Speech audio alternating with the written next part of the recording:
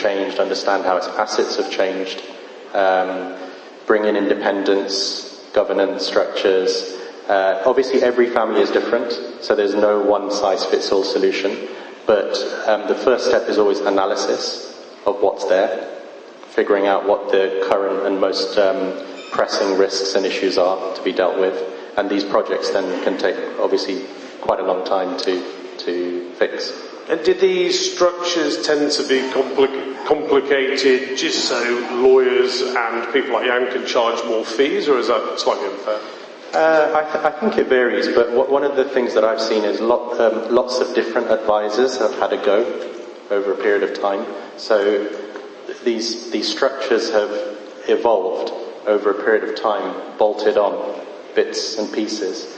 And very, very often there has been nobody who's done a complete review, a holistic review of everything that's there and whether it all works well together. Right, so have you two at the end got anything you'd like to add to that topic, or shall I ask you a new question? Right, so one of the things, again, we talked a little bit about structures here, but we also started talking in the first panel about people bringing their wealth here. So to what extent is now the UAE a very good centre for people to localise or use this as their jurisdiction of choice? I'll come back to you. Lawrence? Sorry.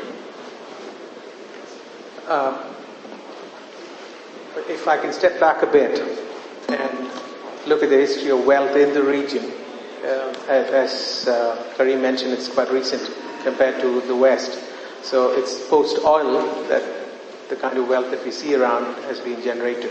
And as Jan said, the transfer of wealth is beginning to happen now from the first to second generation or the second to third generation. So when we meet family heads or when we meet members of families, we ask them to take a step back and look at a 100-year vision, which is quite difficult. So most of the taxation issues and the other jurisdiction issues that we talk about now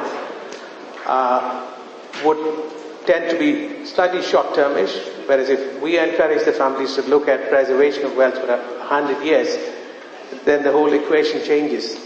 We have a few families in the region who have been wealthy for more than 100 years, and we work with them very closely. And the kind of problems they face are very different from the one that the younger families or the newer wealthy families face.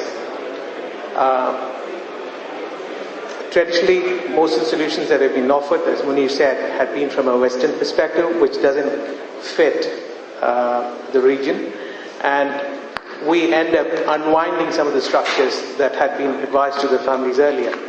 So when the families actually look at a 100-year structure and they find that there are quite a lot of developments that are happening in the region, especially like what Jan and David said about the regional developments in the DRC, in Abu Dhabi,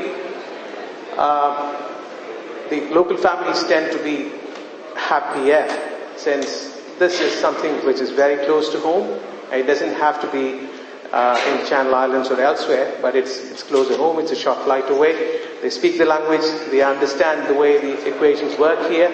So increasingly, the efforts that the UAE has offered has begun attracting all the other families in the region.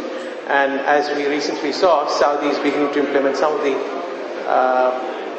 practices that the UAE has begun. So to answer your question, yes, there's a definite allegiance to structuring solutions in the region, especially in the UAE. Jan, this was the typical, this is quite an amusing slide, where's the capital of Zimbabwe, geography lesson, in a Swiss bank account. So I mean, that's sort of how we used to think about banks, offshore financial centres. How are we supposed to think about them today? Actually, it's very topical with what Vinod just said. clearly no. And there was a big push by OECD, FATF to clean up that image. And today, if you want to play ball, you just have to be at a certain level of